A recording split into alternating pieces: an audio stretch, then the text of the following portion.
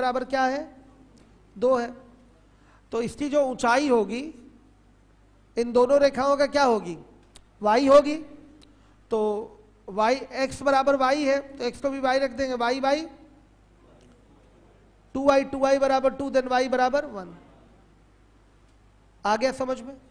Area चाहिए, क्षेत्रफल आ रहा है बच्चों। क्षेत्रफल क्या होगा बताइए,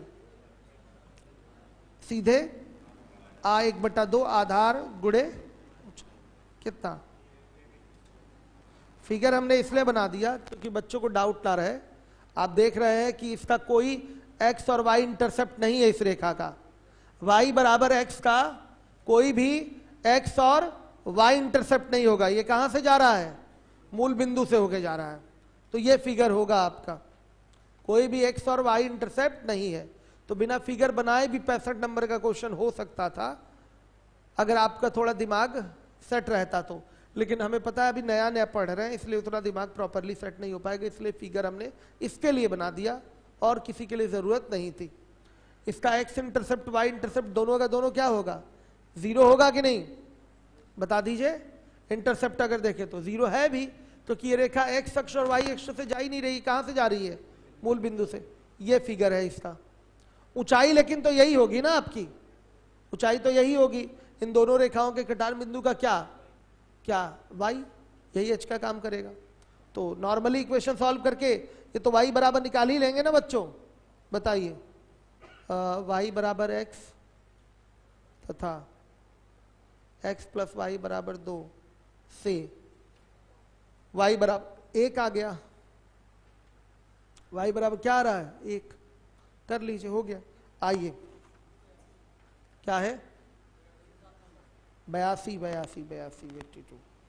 देखिए दी गई आरेख का ढाल है, ढाल ढाल ढाल यानी कि m पूछा है, ऋणात्मक होगा, ठीक है।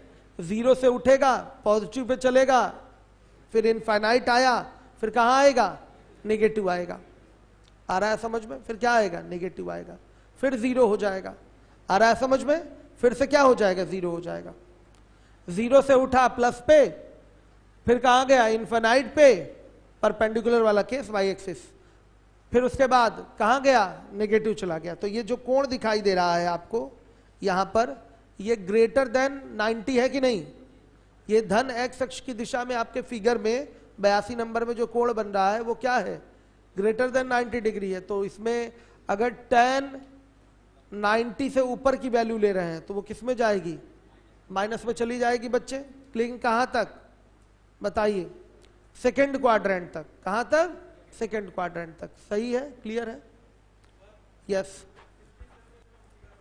67 बाबू बना देता हूं, 67 का बच्चा फिगर कह रहा है, देख लीजिएगा भाई। हो गया,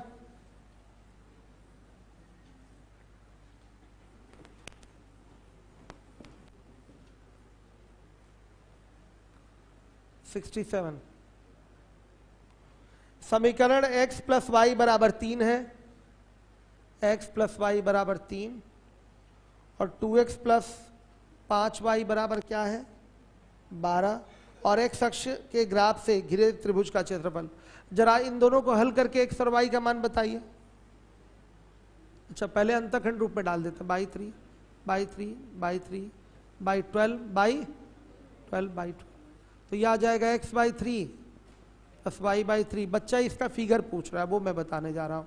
x by 6 plus y by 12 by 5 मतलब 2.4 हो रहा है और बराबर 1। दोनों समीकरणों को हल करने पर रियल फिगर जा रहा हूं बनाने में, ठीक है। बच्चे ने कहा फिगर बनाने के लिए सिर्फ रियल फिगर बना रहा हूं, दोनों समीकरणों को हल करने पर। हल करके बताइए x बराबर क्या, क्या x बराबर 1, y बराबर i। देखिए 3 3 है ना, x by 3 plus y by 3, 3 3 3 3। अब x by 6 plus y by 2.4 है।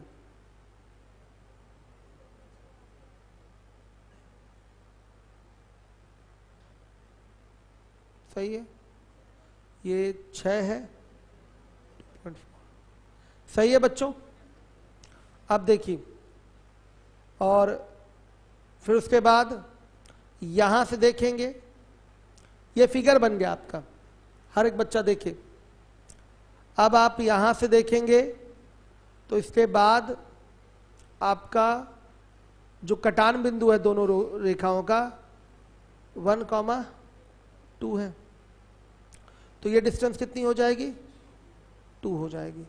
सही है, ये कितना हो गया 2, और आधार कितना हो गया 3 हो जाएगा, 3 होगा बेटा, यहां से यहां तक पूरा 6 और ये 3 है, तो आधार कितना हो गया 3, ऊंचाई कितनी हो गई 2, तो इसका क्षेत्रफल निकालना आ जाएगा। ये रियल फिगर मैंने बना दिया, फिगर की आवश्यकता थी नहीं। किस बच्चे ने कहा था फिगर बनाने के लिए, आपने, क्लियर हुआ, कोई दिक्कत? भाई दोनों रेखाएं ले लिया हमने, ये इस तरह से ही काट रही हैं, दोनों ही काट गई, आ रहा है समझ में, इस तरीके से बन रहा है।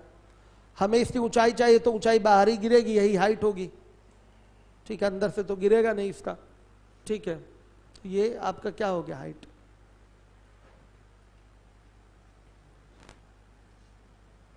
आइए,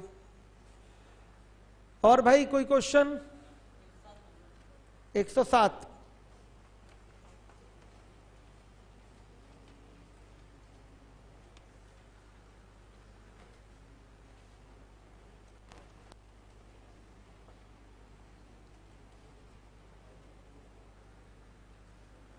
आइए देखिए, हो गया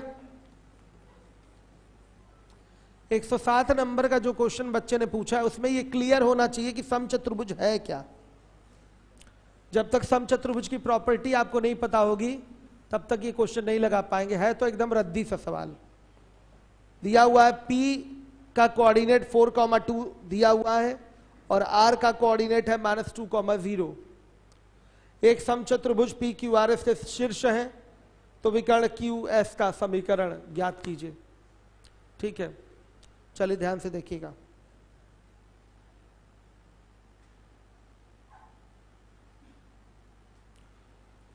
P है, Q है, R है और S है। P का कोऑर्डिनेट है 4,2, R का कोऑर्डिनेट है -2,0। समचतुर्भुज बेटा, समचतुर्भुज यानी कि इंग्लिश में इसको रोम्बस कहते हैं।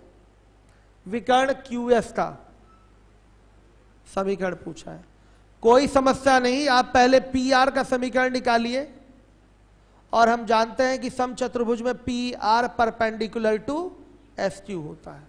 ये दोनों एक दूसरे पर क्या होते हैं बताइए, 90 डिग्री लंब होते हैं, परस्पर लंबवत काटेंगे एक दूसरे को। आ रही बात समझ में? यही प्रॉपर्टी इक्वेशन देने का काम करेगी। हम सबसे पहले निकालेंगे PR का इक्वेशन, सर्वप्रथम PR का इक्वेशन निकालेंगे, फिर उसके बाद QS PR के लंबवत होगा, तो PR के लंबवत रेखा का समीकरण निकाल लेंगे, वही हमारा आंसर होगा। आ रहा है समझ में? क्लियर है? इतना ही करना है, लिख लीजिए, लिखना हो तो। सर्वप्रथम हम PR का समीकरण प्राप्त करेंगे।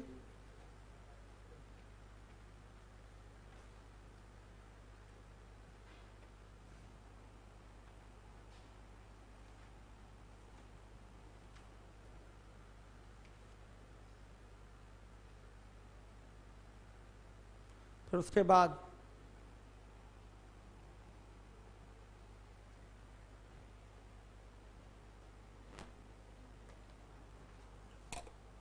हो गया बच्चे?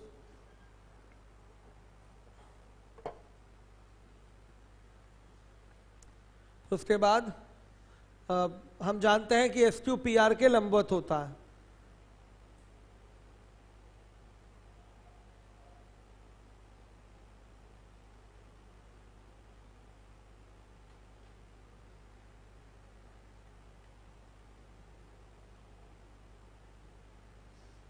ठीक है,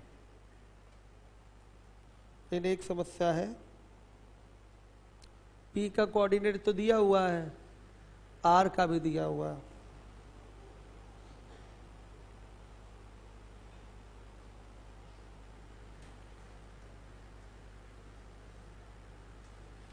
ठीक है, मध्य बिंदु से लेके चले जाएंगे, कोई दिक्कत नहीं। एक चीज और निकल आएगी ना, यहाँ तो मध्य बिंदु है इसका। ठीक, फिर उसके बाद एस क्यू का क्या लिखा आपने? पी आर का, एस क्यू पी आर के लंबवत है, लंबवत रेखा के समीकरण वाले प्रारूप से इसका इक्वेशन प्राप्त कर लेंगे।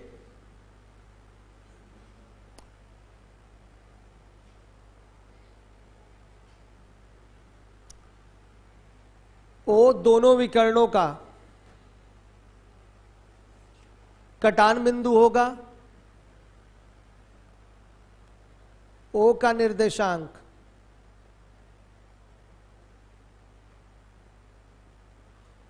निर्देशांक क्या हो जाएगा बेटा बताइए? 4 - 2/2 और 2 + 0/2। क्या रहा है कोऑर्डिनेट? हाँ, 1,1। तो एस क्यू ओ से जाएगा कि नहीं जाएगा? श्योर है जाएगा। अब देखिए पी आर का समीकरण जो आएगा वो क्या आएगा? वो आएगा आपका, बताइएगा, y - 0 या y - 0 ही है ना? ठीक, y - 2 कर लीजिए, इसको x1 y1 बोल लीजिए, इसको x2। तो y - y1 यानी कि y - 2 हो गया, बराबर y2 - y1 बटा x2 - x1 ब्रैकेट में x माइनस, क्या बना बेटा बताइए? इक्वेशन बताइए। x - 3y + 2 बराबर 0 हो गया। यह आपका आंसर नहीं है, ठीक है। इसके लंबवत है, आपको पता है कि S Q perpendicular to P R है, तो इसके लंबवत रेखा का समीकरण क्या होगा?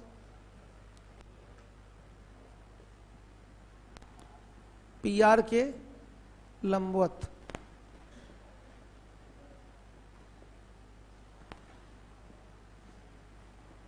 एस क्यू का समीकरण क्या हो जाएगा बताइएगा? x 3x है ना, और प्लस y बराबर लैम्डा। ये बिंदु 1,1 से होकर जाएगी, ठीक है। आ गया समझ में? जाएगा लिखिए, एक समीकरण है ना, ठीक। तो 3 × 1 + 1 = लैम्डा, देन लैम्डा = व्हाट? 4। अभिष्ट समीकरण क्या होगा? एकदम रद्दी सा सवाल है, क्या हो जाएगा बच्चों बताइए? 3x + y बराबर क्या? 4 है, तो 4 कर लीजिए, ये आपका आंसर है। देखिए कुछ नहीं करना था, एस क्यू का समीकरण चाहिए तो पी आर का तो निकाल ही सकते हैं हम, पी आर का निकाल लिया। एस क्यू इसके लंबवत है, तो जस्ट जैसे ही इसका समीकरण आएगा लंबवत रेखा का समीकरण हम लिख सकते हैं लैम्डा के टर्म में। चूंकि ये किस बिंदु से जा रहा है वो बिंदु आपके पास होना चाहिए, तो ध्यान से देखिएगा, ये इस बिंदु से तो जाएगा ही, और O का निर्देशांक आप निकाल सकते हैं, क्योंकि आपको ये ज्योमेट्रिकल प्रॉपर्टी इसकी पता है कि इसके ये दोनों विकर्ण एक दूसरे को 90 डिग्री पर क्या करते हैं? समद्विभाजित करते हैं। तो ये O जो है पी आर का मध्य बिंदु है, और जो ये O है एस क्यू का भी क्या है? मध्य बिंदु है। तो कि ये यहां से इसके बराबर, ये इसके बराबर होगा। आया समझ में? विकर्ण दोनों बराबर नहीं होते, लेकिन एक दूसरे को 90 डिग्री पर बाइसेक्ट करते हैं। बाइसेक्ट करने का मतलब बीचों बीच काटेंगे, बराबर बराबर काटेंगे, तो ये इसके बराबर होगा, ये इसके बराबर होगा। ठीक है, समझ में तो आ गया होगा? फिर से बता दूं, क्लियर हुआ बच्चों? एकदम आसान था ये क्वेश्चन। ज्योमेट्रिकल प्रॉपर्टी क्लियर रहेगी तो कर लेंगे आराम से। चलिए टाइप 15 से कोई सवाल पूछ लीजिए जो आपको पूछना हो। टाइप 15 से कुछ भी पूछ लीजिए। 146। चलिए खत्म ही हो गया आज। सर्कल वाली चीज यूट्यूब पे चलेगी आपकी। कल से नया बैच स्टार्ट हो रहा है, एकदम फ्रेश न्यू बैच ट्रिग्नोमेट्री से। कल से फ्रेश न्यू बैच स्टार्ट हो रहा है ट्रिग्नोमेट्री से। सभी बच्चे ध्यान देंगे। जो भी बच्चे पुराने हैं 20 से पढ़ना शुरू किए थे, चाहे अलजेब्रा मिड में आए हो तो उनका बैच कोऑर्डिनेट से शुरू हुआ। अब जो कोऑर्डिनेट बीच से आए हैं उनका बैच ट्रिग्नोमेट्री से शुरू होगा। कौन सा? 146 ही पूछा गया, बस एक सवाल, केवल एक क्वेश्चन, बाकी सब निकालना आ रहा है आप लोगों को? हो गया। 143। उस त्रिभुज का अंतः केंद्र के निर्देशांक ज्ञात कीजिए जिसके शीर्षों के निर्देशांक क्रमशः 3,4, -2,3, 6,7 है। बाबू खड़े हो जाइएगा। इसमें क्या दिक्कत आ रही है? आंसर नहीं आ रहा। क्या इसका आंसर आया आप लोगों का? हाँ, कोई किया है इसको? आ रहा है? नहीं आ रहा तो गड़बड़ होगा श्योर। पॉइंट्स टाइपिंग में कहीं ना कहीं एरर हो गए हैं कुछ क्वेश्चंस में। तो आपका क्या आया है? हाँ, सेट ही नहीं हो पा रहा है कुछ।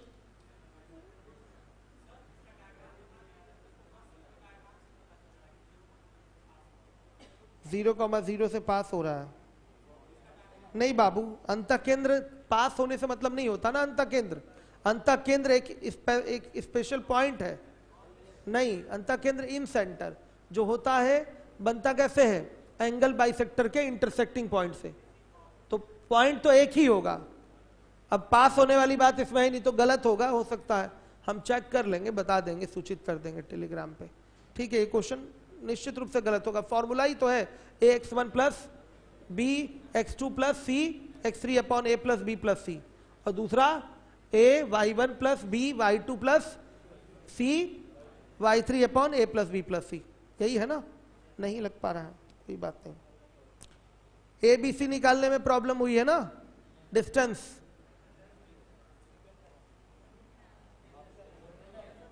अंडर रूट में आ रहा है तो नन ऑफ दीज दीजिए, तो कहां गलत है? आइए 143।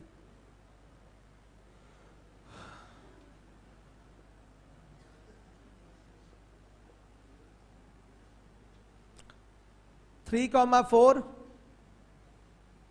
-2,3, 6,7। बोलिए ये डिस्टेंस कितनी आ रही है? ये ए है, ये बी है, ये सी है। बोलिए ए कितना आया है? 4√, सही है। और बोलिए बी क्या?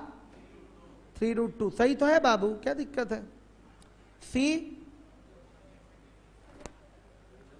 √26 आ गया, सही है। नन ऑफ दीज आंसर आएगा आपका। आ तो रहा है, ठीक है जी, सही है। एक ऑप्शन दिया है ना नन ऑफ दीज, हाँ ठीक है, आएगा। अब अंडर रूट में कोई माइनस वैल्यू आ जाए या कुछ ऐसे कुछ, तो फिर गड़बड़ वाली चीज हो जाएगी। माइनस आ भी नहीं सकता, तो आपको ध्यान देना है। सही है, आएगा आंसर। हाँ, एक चीज देख लें, ये ट्रायंगल बनना पॉसिबल है कि नहीं, ये चेक करना जरूरी है। इसमें ये चेक कर ले। देखिए आप देख रहे हैं कि सबसे बड़ी वाली साइड कौन सी होगी?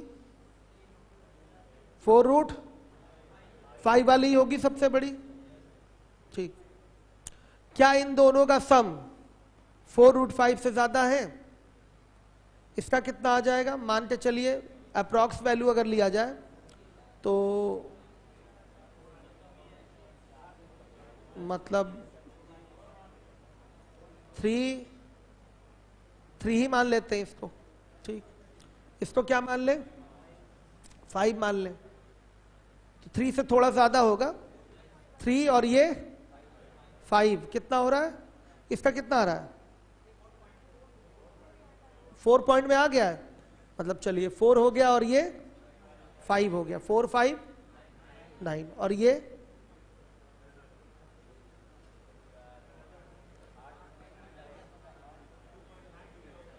2 पॉइंट समथिंग में आ रहा है, तो 8 से ज्यादा जा रहा है ना, ये तो और ज्यादा अप्रोक्सीमेशन की बात आ गई।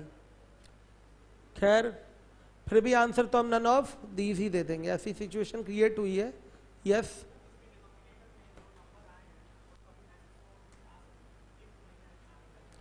हाँ, तो नन ऑफ दीज आंसर देंगे, बस वही तो कह रहा हूं। इस तरह के नंबर जब भी आएंगे तो अब तो रूट में ही आंसर आना है।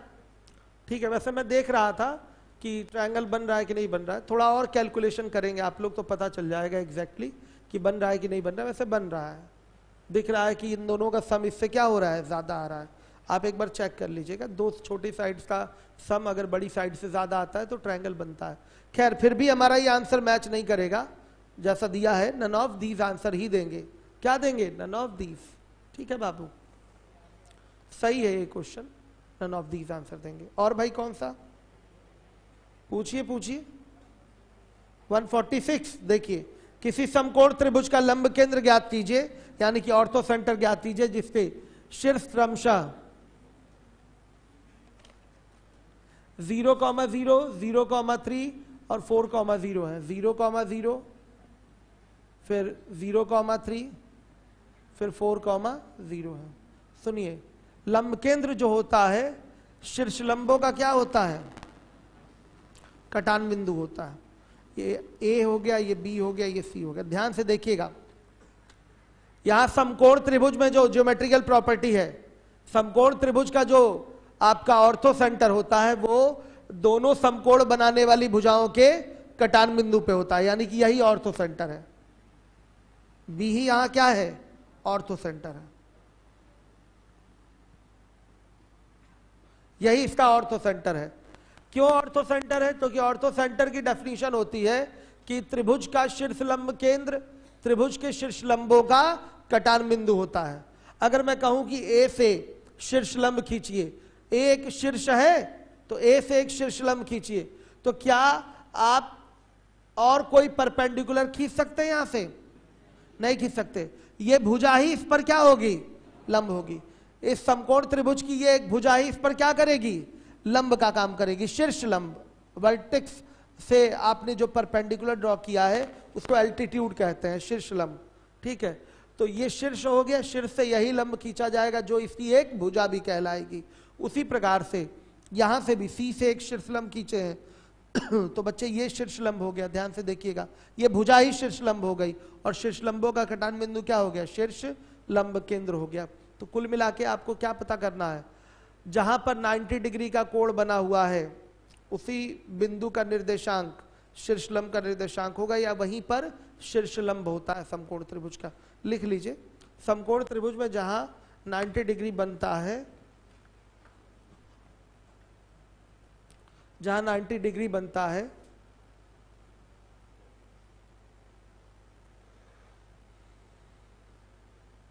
जहां 90 डिग्री बनता है उसी शीर्ष पर, उसी शीर्ष को हम लंब केंद्र कहते हैं। थोड़ी भाषा में अशुद्धि हो गई। समकोण त्रिभुज में जिस शीर्ष पर 90 डिग्री का कोण बनता है, जहां नहीं, जिस शीर्ष पर 90 डिग्री का कोण बनता है उसी शीर्ष को हम ऑर्थो सेंटर कहते हैं, शीर्ष लंब केंद्र कहते हैं। सही है। समकोण त्रिभुज में जहां जिस शीर्ष पे 90 डिग्री का कोण बनता है उसी को हम क्या कहते हैं, बताइए। हाँ, शीर्ष लंब केंद्र यानी कि ऑर्थो सेंटर कहते हैं। बच्चों अब हमको यहाँ पर अभी जानकारी नहीं है। मान लिया ये 0,0 हो गया, 0,3 हो गया और 4,0 हो गया। ठीक, इसमें बस भुजाओं की माप पता कर लीजिए। ये माप कितनी आएगी, ये कितनी आएगी और ये कितनी आएगी, माप बताइए। हमें पता चल जाएगा कर्ण कौन सा है। सबसे बड़ी भुजा कर्ण होगी और कर्ण के सामने 90 डिग्री बनता है तो उसी शीर्ष पे क्या होगा, आपका ऑर्थो सेंटर होगा। बच्चों ऑर्थो सेंटर ये हो सकता है या ये शीर्ष का निर्देशांक ही कोई ना कोई ऑर्थो सेंटर का काम करेगा, क्योंकि आपको पता है कि समकोण त्रिभुज का एक शीर्ष ही क्या होता है, शीर्ष लंब केंद्र कहलाता है। और कौन सा शीर्ष? जहां पर 90 डिग्री का कोण बनता है, वही समकोण त्रिभुज में क्या होता है? लंब केंद्र कहलाता है। बोलिए बच्चे, ये डिस्टेंस कितनी? 4। ये डिस्टेंस 3 और ये, बस कहानी खत्म। यही हो गया 90 डिग्री। ठीक है, यही होगा समकोण। यानी कि शीर्ष लंब केंद्र का निर्देशांक क्या हो गया? शीर्ष लंब केंद्र का निर्देशांक लीवोलन और तेलियरगंज, ध्यान दीजिएगा, क्या होगा? 0,0। ये लीजिए आंसर। आ गया बच्चों समझ में? मेरे 2 बैचेस स्टार्ट हो रहे हैं बच्चों, उसमें सहयोग चाहिए आप लोगों से। कौन कौन सा वो बैच है? एक है इंग्लिश मीडियम फाउंडेशन बैच, उसको हम फिर से रिन्यू कर रहे हैं, और हिंदी मीडियम वाला भी फाउंडेशन बैच, वो तो अभी जस्ट स्टार्ट ही हुआ है। उसमें आप लोगों ने सहयोग भी किया है, काफ़ी सारे बच्चों को भेजा है। और कितने लोगों ने उस बैच में सहयोग किया? हाथ उठाइए। अभी इतने बच्चे हैं, इतने बच्चों के सहयोग से इतने सारे बच्चे आ गए, तो अभी सभी लोग सहयोग करेंगे तो क्लास मेरी भर जाएगी। चूँकि कोरोना खत्म हो गया है, इसलिए क्लास भरना बहुत ज़रूरी हो गया, तो इसलिए उसमें सहयोग करें। और इंग्लिश मीडियम फाउंडेशन बैच में तो अनिवार्य रूप से कि इंग्लिश मीडियम वाले बच्चों को इधर उधर भटकना ना पड़े। खत्म हो गए ना शीट? हाँ, सर्कल में पढ़ा दूंगा। कब? यूट्यूब पे संडे को। आपके सिलेबस में है नहीं, यहाँ पढ़ाऊंगा तो आप फर्जी डिस्टर्ब होंगे, कोई फायदा है नहीं। क्यों? क्या हुआ? आप जरा खड़े हो जाए बाबू, आप तो बाबा टाइप के लग रहे हैं। हाँ सही में, मतलब ऐसे ही फैशन। ठीक ठीक, हमें लगा नहीं होता है ना, जैसे मठ मठ में बच्चे ऐसे रहते हैं, मैंने देखा है। चलिए, हो गया बच्चों? अरे अब तो क्वेश्चन कराना पड़ेगा। और हाँ, 147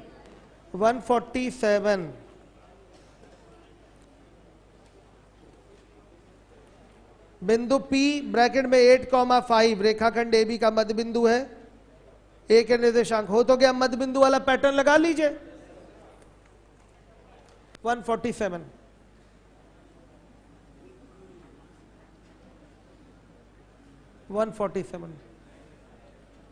P है, और अच्छा ये A है, ये B है, यहां ये P है, ये 8,5 इसका कोऑर्डिनेट है, और ये A का कोऑर्डिनेट 5,y है, और B का कोऑर्डिनेट x, -3। बेटा आप जानते हैं मध्य बिंदु वाला पैटर्न 8 बराबर क्या होगा? 5 + x/2। यहां से x आ गया, और देखिए क्या होगा? 5 बराबर y -3 और बटा में y + -3/2। हमने लिख लिया y1 + y2/2। ये किसकी वैल्यू होगी? मध्य बिंदु के y की। बस यही तो लगाना था, सिंपल है। मध्य बिंदु वाला पैटर्न पता है ना? ये मध्य बिंदु का निर्देशांक है x, y। तो फॉर्मूला x बराबर क्या होता है? x1 + x2/2, और y बराबर y1 + y2/2। यही तो लगेगा लीवोलन के हमारे स्टूडेंट। ध्यान दीजिएगा, समय भी समाप्त होने वाला है। क्लियर हो?